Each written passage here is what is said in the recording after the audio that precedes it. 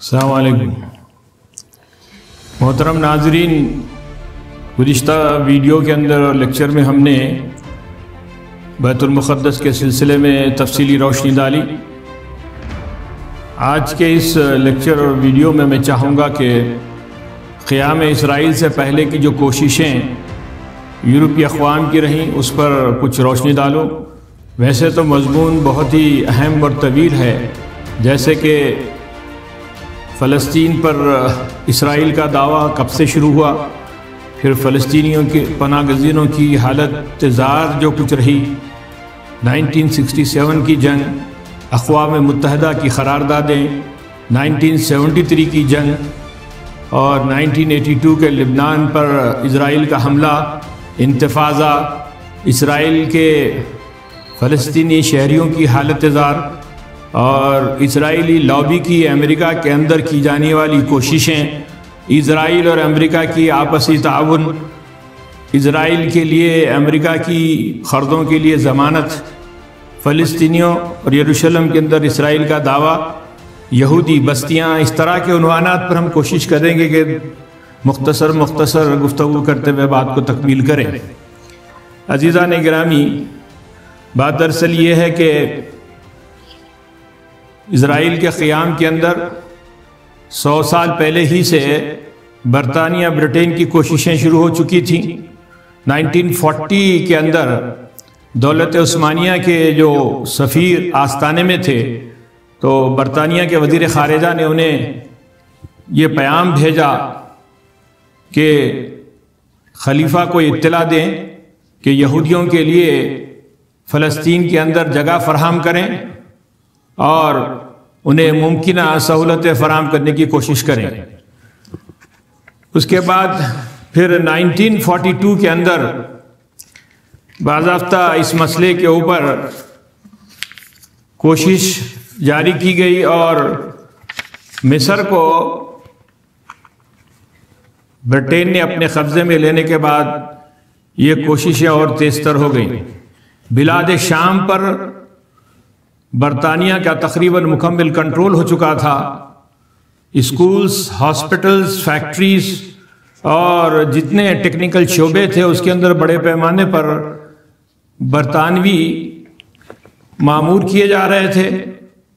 تو ایسے وقت ان لوگوں کا یہ مطالبہ شدید ہونے لگا کہ یہودیوں کے لیے بھی ایک ریاست ہونی چاہیے۔ معاملہ یہیں پر ختم نہیں ہوا، بلکہ میں کہوں گا کہ 1862 کے اندر جو موزیس ہیس جس کا نام تھا، 1862 کے اندر اس نے زیونسٹ کی صہیونی لابی کی سب سے پہلے بنیاد ڈالی اور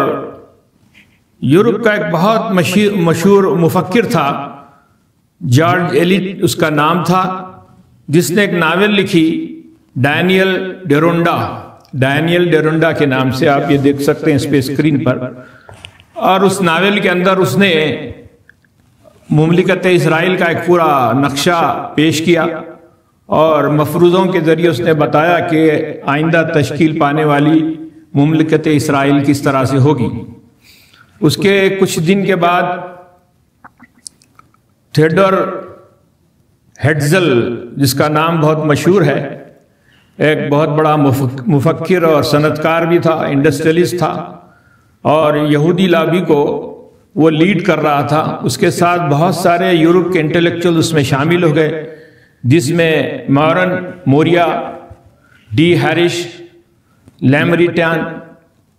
چیٹر برنل اور فلوبٹ، یہ ایسے نام ہیں جنہوں نے بڑا زبردست یہودی لابی کا جو اتحاد بنایا اور پورے ممالک کے اوپر اثر انداز ہونے لگے۔ یہ تو جانتے ہیں کہ آپ 13 سنچری سے لے کر 17 سنچری تک مسلسل یورپ کے اندر تمام عیسائی بادشاہ اور شہنشاہ انہیں ڈپورٹ کرنے اور نکلنے کے لیے احکامات جاری کرتے، ان کے مکانات لوٹتے اور بار بار ان کے بستیوں کے اندر فساد کرتے۔ تو یہ سلسلہ طویل جاری رہا اور جس کے بعد یہودی لابی نے فرانس اور برطانیہ کو ملا کر 3 مقامات کی نشاندہی کی۔ پہلے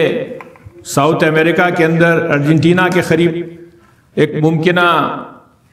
ریاست اسرائیل ہو سکتی ہے، پھر افریقہ کے ایک حصے کو انہوں نے چنا، اور پھر فلسطین۔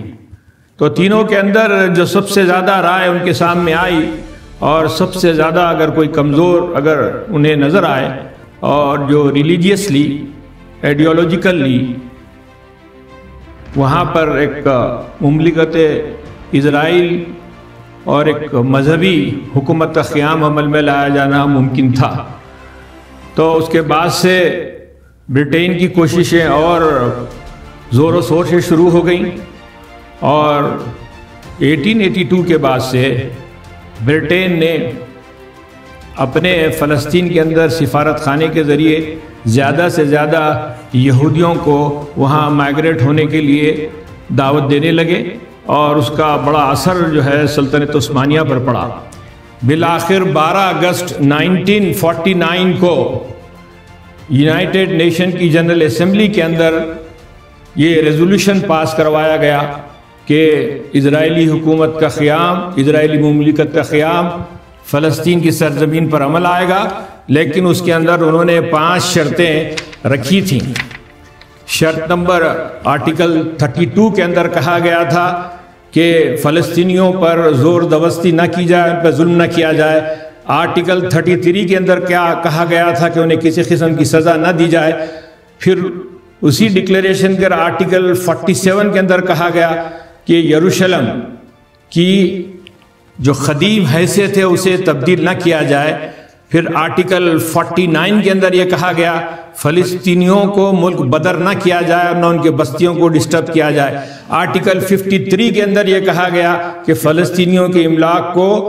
ہاتھ نہ لگایا جائے، نہ انہیں تباہ کیا جائے۔ یہ 5 ایسی باتیں یو این اسمبلی کی قرارداد میں تھی جس سے مکمل طور کے اوپر پابندی کرنا اسرائیل کی ضروری تھا، لیکن یہ 5 آرٹیکلز کی اسرائیل نے اور یہودیوں نے دھجیاں اڑا دی۔ دراصل یہ خود ایک غیر قانونی ڈکلیریشن تھا، وہ اس لیے کہ ایز پر یو این کے رولز اور ریگولیشن کے جب جنرل اسمبلی کوئی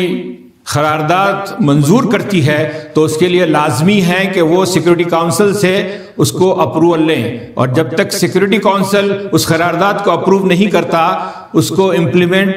یا اس کا نفاذ عمل میں نہیں لایا جا سکتا۔ تو یہ وہ ابتدائی نوعیت کی جو کوششیں تھیں جو بالفور قرارداد کو بیس بنا کر 12 اگست 1949 کے اندر اسی بنیاد پر جنرل اسمبلی کے اندر قرارداد منظور کی گئی، اور اس دور کے اندر عیسائیوں کی بڑی تعداد کے اندر یہ جذبہ پیدا کیا گیا کہ قیام اسرائیل یا یہودیوں کی جو مذہبی حکومت ہے اس کا قیام ہمارے عقیدے کے مطابق ہے، اور یہ ہمارا مذہبی فریضہ ہے کہ ہم اس کا تعاون کریں اور اسے اسٹیبلش کریں۔ جیسا کہ میں نے بتایا کہ اسرائیل کا جو خود ساختہ جو سرٹیفکیٹ انہوں نے حاصل کر لیا ان کے مطابق کہ یہ حقائق کی بنیاد پر ہم انجیل کے وعدوں کے مطابق یہ مذہبی حکومت یہودیوں کی قائم کرنے جا رہے ہیں، تو اس وقت جو حالات پیدا ہوئے اور مکمل طور پر سلطنت عثمانیہ کو تباہ کرنے کے دوران یہودی اپنے آپ کو اتنا منظم کر چکے تھے، اور وہ تمام کام برٹش آرمی سے مسلم ممالک اور خاص طور سے عرب اور شام کے علاقوں میں لیے جا رہے تھے، اور مستقل طور پر عرب جتنے ایکٹیوسٹ تھے اور جو قائدین اور ائمہ اور مسلمانوں کے لیڈرز اس کی مخالفت کر رہے تھے انہیں یا تو ایک ایک کر کے قتل کیا گیا یا پھر انہیں طویل عرصے تک جیل میں قید و بند کی مصیبتیں اٹھانی پڑی۔ 1935 کے اندر جو برٹش کا پاسپورٹ تھا اس کے اوپر لازمی طور پر یہ لکھا تھا، آپ دیکھ سکتے ہیں پاسپورٹ کی فوٹو، فلسطین اس کے اوپر پرنٹ ہو کر آیا کرتا تھا، اور فلسطین ایسا نہیں ہے کہ جو آج ہی اس کے متعلق ساری دنیا بات کر رہی ہے، بلکہ یو این اور تمام یورپی اور اور جتنے اقوام ہیں وہ سب اس بات کو تسلیم کرتے ہیں کہ فلسطین ایک قدیم ترین ہزاروں سال سے قائم ایک سرزمین ہے اور جس کے رہنے والے عرب فلسطینی اوریجنل متوطنین ہیں۔ عزیزان گرامی، قبل اس کے کہ میں بات کو آگے بڑھاؤں، ایک نظر آپ 1935 کے اندر جو سینسس اس وقت جو مردم شماری خود برٹین نے کی، تو آپ دیکھ سکتے ہیں کہ وہاں برائے نام یہودی بستیاں تھیں، اور خود برٹین کے سینسس کے مطابق بمشکل 4% سے زیادہ یہودی نہیں تھے، اور 12,37,332 کی آبادی کے اندر ہارڈلی جو ہے آپ دیکھ سکتے ہیں کہ 50,000 یہودی وہاں پر مقامی طور پر آباد تھے۔ تو اب یہ کیسے ممکن ہوا کہ جو 4 تا 5% کی آبادی اچانک اتنی طاقتور بن گئی اور وہ پورے 93% علاقے کے مالک چند سالوں کے اندر بن گئے؟ اس کی تفصیلات آپ اس پورے چارٹ کے اندر دیکھ سکتے ہیں۔ 1919 کے اندر تقریباً 1,600 یہودی مہاجرین آ کر آباد ہوئے، 1920 میں 8,233 اور 1921 میں 8,294، 1933 میں 1933 میں 30,327، 1934 کے اندر 42,359 اور 1935 میں 61,554، اور اسی طرح سے 1936 کے اندر 29,727 لوگوں نے امیگریشن حاصل کیا اور فلسطین کی سرزمین پر آ کر آباد ہو گئے۔ محترم ناظرین، اس چارٹ پر آپ نظر ڈالیں کہ جو کل رقبہ وہاں پر فلسطین کے اندر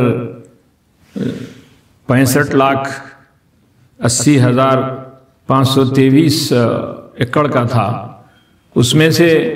عرب فلسطینیوں کے جو ملکیت کے اندر جو زمینیں تھیں 31,43,690 ایکڑ زمین تھی، اور حکومت کے تحت اس وقت 30,28,623 ایکڑ۔ تو یہ جملہ فلسطین کی زمین کا 46% ایریا جو حکومت کے تحت تھا۔ اس کے بعد اب آئیے یہودیوں کے پاس صرف 3,70,525 ایکڑ زمین تھی، جو 5.7 یعنی 5.7% ہوا کرتی ہے، اور اس کے علاوہ جو بھی تھے جو 0.10% عیسائیوں اور دیگر اقوام کی تھی۔ تو آپ اندازہ کر سکتے ہیں کہ یہ سرزمین پوری کی پوری کس طرح سے یہودیوں کے ہاتھ چلی گئی، اور یہ پوری سرزمین کا 93% یہودی کس طرح سے مالک بن گئے۔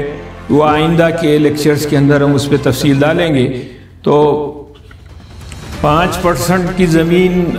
اور اراضی رکھنے والے کس طرح سے 93% کے مالک بن گئے؟ تو اس میں سب سے پہلے برٹین حکومت نے خود یہودیوں کو اور اسرائیلی حکومت کو سونپنے سے پہلے 10 لاکھ ایکڑ گورنمنٹ کی جو اراضی تھی اس کو انہوں نے یہودیوں کے مختلف ڈیولپمنٹ پروگرام کے نام پر اور مذہبی سرگرمیوں کے نام پر ٹرانسفر کر دی، اور ہوتے ہوتے جب اسرائیلی حکومت کا اعلان ہونے لگا تو اس وقت تک 60% سے زیادہ زمینیں یہودیوں کے تحت آ چکے تھے۔ یہ بات انتہائی غلط ہے کہ اکثر حضرات ہمارے پاس کے یہ الزام لگاتے ہیں، اور میں نے دیکھا ہے کہ اردو لٹریچر کے اندر کہ سلطنت عثمانیہ کے خلفاء نے کوڑیوں کے مول زمینات یہودیوں کے ہاتھ بیچ دیے، جس کی وجہ سے فلسطینیوں کو مشکلات پیش آئے۔ یہ بالکل جھوٹا الزام ہے، اور اس وقت سلطنت عثمانیہ ترکیوں نے 1 گز زمین بھی یہودیوں کو نہیں بیچی، بلکہ سخت ممانعت تھی کہ کوئی بھی لائسنس یہودیوں کو ٹرانسفر نہ کیا جائے۔ اور نہ کوئی تجارت دی جائے اور نہ کوئی زمینات دی جائیں، بلکہ سلطان عبدالحمید نے وہاں کے گورنر جنرل کے نام ایک خط لکھا تھا اور یہ سختی سے کہا تھا کہ ہمیں اطلاع مل رہی ہے کہ بڑی پیمانے کے اوپر لوگ مائیگرنٹ ہو رہے ہیں اور مختلف ٹیکنیکل عہدے اور انجینئرنگ اور ڈاکٹرز اور ہاسپٹلز کے نام پر بڑی تعداد میں وہاں آ کر بس رہی ہے، تو اس کے متعلق تفصیلی رپورٹ ہمیں پہنچائی جائے اور اس پر فوری تحدیدات عائد کیے جائیں۔